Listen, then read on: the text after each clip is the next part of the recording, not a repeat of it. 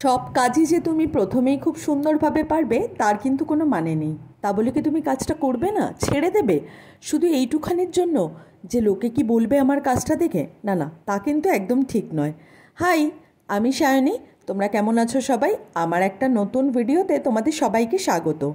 ভূতের বাসা কিন্তু তখনই করে যখন ফাঁকা ব্রেন কোনো কিছুতে আর কাজে মন না দেয়। তো সেরকমই বসে বসে ভাবছিলাম কি করব। ভাবলাম এই কাঠের টেবিলটায় চলো একটা মান্ডালা আর্ট শুরু করি। প্রথমে ভাবছিলাম কি জানি বাবা, ওই কাজটা তো ভালো পারি না, কারণ মান্ডালা আর্ট করা নাকি খুব টাফ, আমি যতদূর জানি।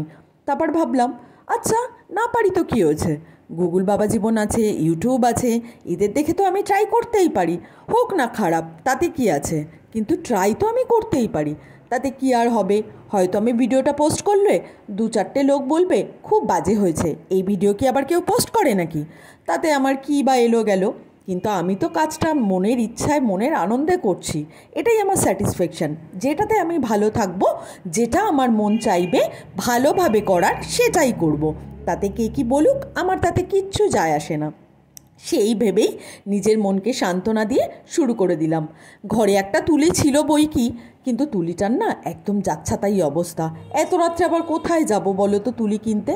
এত রাত মানে সব দোকানপাট কনফার্ম বন্ধ, কারণ এখন বাজে রাত 12টা। তো ভাবলাম যে তুলিটা আছে কাঁচি দিয়ে ওটাকে এদিক ওদিক করে ভালো করে সাইড করার চেষ্টা করলাম। ভাবলাম এইটুখানি দিয়ে হয়তো কাজ চালিয়ে নিতে পারবো। হয়তো একটু আঁকতে প্রবলেম হচ্ছিল, থাক না প্রবলেম, এই সবকে ওভারকাম করে যদি একটা মনের শান্তি পাওয়া যায় একে, তাতে সেটাই তো ভালো বলো তো। তো সেই ভেবেই কিন্তু কাজটা শুরু করে দিলাম। ঘড়ির কাঁটায় তখন কিন্তু 12:30 বাজে। ঘুম বাবাজি বলছে কিরে এবার বিছানায় তো চল, আমাকে তো একটু রেস্ট দে। কিন্তু না, আমি নাছোড়বান্দা, আমার মন চাইছে এখন আমি এই কাজটা কমপ্লিট করব, তাই আমি করব। কারণ আগামীকাল হচ্ছে একাদশী, তাই ভাবলাম শ্যাম বাবাকে এই টুলের ওপর বসাবো। সেই ভেবেই কাজটা কিন্তু শুরু করেছি। সামনে দেখাতে পাচ্ছি না, পম বিস্কুটও কিন্তু বসে আছে, মেয়েও ছিল বসে। তো ওরা বকবক করছিল, আমি আমার মতন কাজটা করছিলাম। দেখো এখন দেখে বুঝতে পারছি, খালি চোখে বুঝতে পারিনি, একটু তেড়াবেঁকা হয়েছে।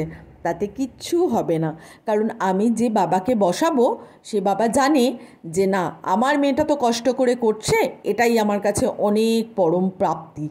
তো এই দেখি মান্ডালা আর্টটা মাথার মধ্যে ছিল, ওই সব গোল গোল গোল গোল করে করতে হয়, আমিও 4-5টা গোল গোল গোল গোল করে তার মধ্যে এই ডটেডের কাজ করতে শুরু করলাম। দেখি লাস্ট অবধি কোথায় যায়। দেখে কিন্তু মনে হচ্ছে বেশ ভালো হয়েছে। এই হচ্ছে আউটপুট। না, এক সাইডটা করতে বাকি আছে এখনও, এবার ঘুম পাচ্ছে। কেমন লাগলো ভিডিওটা জানিও। চলো তাহলে টাটা, বাই।